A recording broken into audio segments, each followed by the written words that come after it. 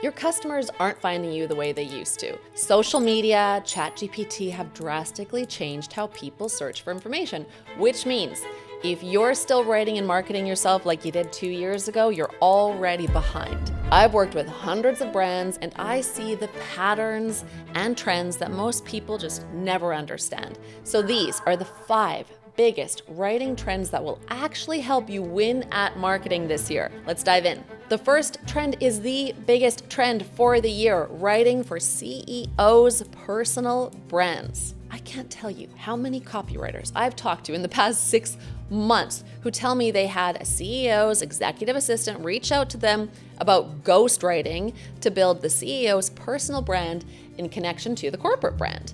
Now, this trend is taking off because CEOs have realized that having a public, personal brand online is directly connected to their own success and the success of their own business or the business that they work for. And what these CEOs are ultimately looking to develop through ghostwriters is what I'm starting to call the visibility trinity.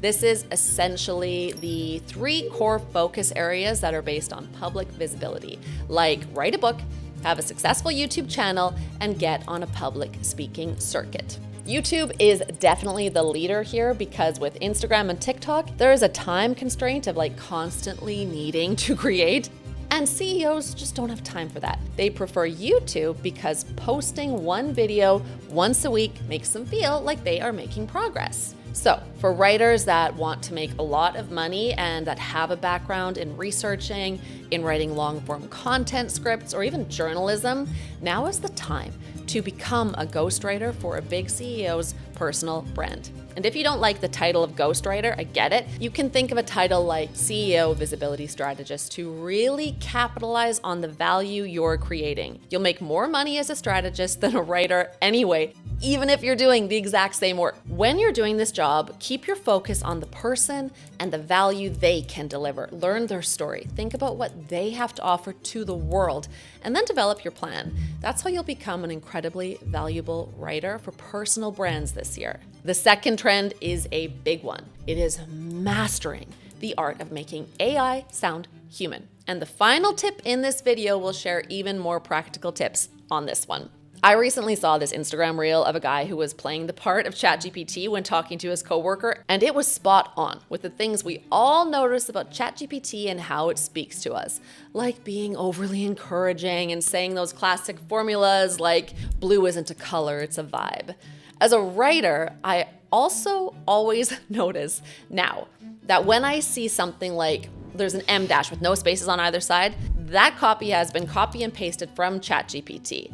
Because people don't actually write using M dashes in that way. And this is one of the most noticeable signs of ChatGPT in writing today. The takeaway is that while AI can write copy, it needs to be prompted and revised by writers who actually know how to write like a human. Marketers and copywriters who are at the top of their game are not just sitting around relying on generative AI. These people rely on their core skill set of knowing what great landing page copy sounds like, knowing what great Facebook ads sound like, and understanding what a killer YouTube script sounds like. So the top 1% people who are in the best position to use AI are the ones who maybe are creative directors or senior copywriters who have been coached by other writers over the years. To start using AI like these people, you have to understand that the human brain is driven by storytelling. And to tell great stories with the help of AI, you have to prompt it with clarity, coach it without frustration, and truly understand how to make it sound human. A great example is how you would probably say to someone, let's meet at 3-ish and grab coffee or something. Now, AI hates that. Would never write that because the top 1% of articulate people don't speak that way, but marketers and writers need to speak or write that way to be relatable to an audience. So aim to create a sense of realism when you're using AI to help you write. Trend number 3 is next. Marketing is now invisible. I've started wondering recently, what is the point of a website? If people are searching for information, they used to look you up and then they would go to your website to learn more. But now they do maybe a quick Google search and get an instant AI summary of the content that they need. So let's say your website sells cashmere sweaters. Okay, and if someone on a budget was looking for a cashmere sweater under $200, they previously would, Google it and then just start clicking around to different websites, maybe including yours, checking the prices. But now they get an AI summary when they Google it, and they don't have to click around and look at prices themselves. Or maybe you have a personal blog that shared an article about the top 9 ways to build a personal brand. Cool. People used to search for that, go to your blog and read your article. But now when they search for that same thing, the first thing that pops up is the AI summary that just automatically lists those 9 things. And as a result, your website gets no clicks and no traffic, and you get very little visibility as a brand. So writing for marketing has always been driven by the funnel model. But now the engine, or AI, has taken over the entire middle of the funnel. All of the middle of funnel research that used to happen on your website is now happening elsewhere with the use of ChatGPT, Claude, and Gemini. So how do we navigate this trend? The answer is to put your information everywhere you can. Post your blog content as a Reddit thread, on Medium, or on other people's authoritative sites. This will help you create topic clusters that AI will begin to recognize you or your brand for, because AI searches across the internet for authoritative, reliable answers. Map your ideal customer's journey with answers to the questions that they need. Here's an example of what that looks like. Say you're a plastic surgeon and someone wants a nose job. They're probably going to start with following or searching for your competitors on Instagram to see those great before and after images. These competitors can actually be partners for you because they have too many leads coming in and can't handle them all, or maybe they're too expensive now and you are priced just right for this person. Then put yourself in the person's shoes again. That person is going to start asking questions of ChatGPT like, should I get a nose job? What's the downside of getting a nose job at 22? They're going to go to ChatGPT for those answers. And since ChatGPT pulls in evergreen content for answers, you want to make sure that your content, that Medium post, that Reddit thread, is answering those questions. Then they start asking ChatGPT or Reddit threads or even Real Self about price, about travel logistics, about recovery time. They'll even ask for a list of local surgeons and before and after images. And that's when your content needs to come up. The takeaway is that as much as 100% of customer research is happening off-site, not on your website. So it is essential to make sure your content, your writing or marketing is showing up in the right places online, like in Reddit threads or wherever people are actually searching for this information. It doesn't have to just be a page on your site anymore. Next is trend 4. I call this single channel dominance. I hear people always say that marketers and writers should be using every single channel out there, but that is so unrealistic. Nearly 90% of American businesses have fewer than 20 employees, and there's often no one in the marketing role. That means that the CEO or a family member is taking care of the marketing on nights and weekends. So they're not going to be able to be on every single channel. My advice for these people, and probably also for you, is to focus on the one channel where you can win or dominate. Pick the one your prospects use. Is it TikTok, Instagram, LinkedIn? Then focus on winning in that one.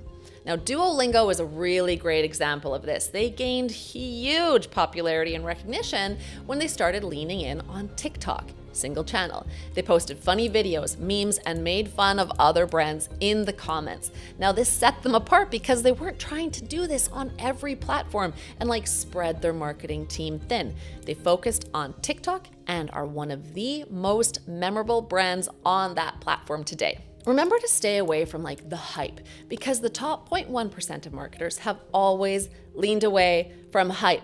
The people who get real results are not the people who are just running around going, we have to get on TikTok right now, we have to get on Instagram, and let's try this and try that. Your single channel dominance is not limited to social media either. Maybe it's building a great email list, since that's how you mainly get business, or it's writing on Substack. Stop working on the channels that are noise and start putting the work in on the channel that is your main signal.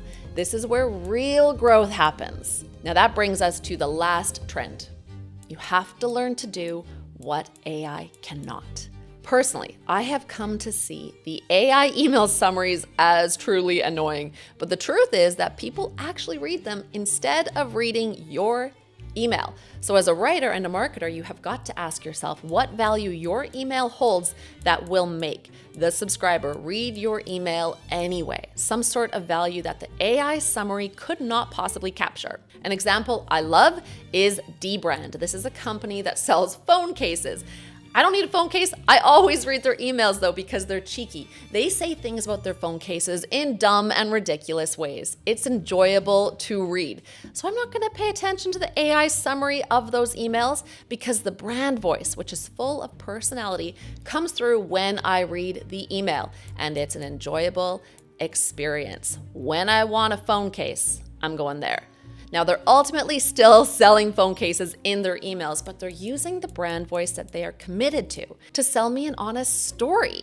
And that's what really good marketing has always been about. So when you're sending out an email, know that almost everyone's inbox now has AI summaries. It's the reality. So ask yourself, as a writer and a marketer, how can my writing outsmart AI summaries? And this isn't by being tricky, but by using little Easter eggs, cool moments, or a fun brand personality that will make subscribers actually look forward to getting and reading your emails. You could include things like a fun fact about a country if you're doing a travel service email, or if it's a personal blog email, you could share the link to like the song of the day that you're currently obsessed with. Focus on an engaging brand voice, on true stories and memorable anecdotes to make sure that you're developing a relationship with your subscribers. This is how you connect with people as humans and do what AI cannot. If you liked this video and you want to dive deeper into the world of storytelling, subscribe to my channel and check out my video on how to become a master storyteller, no matter what industry you're in.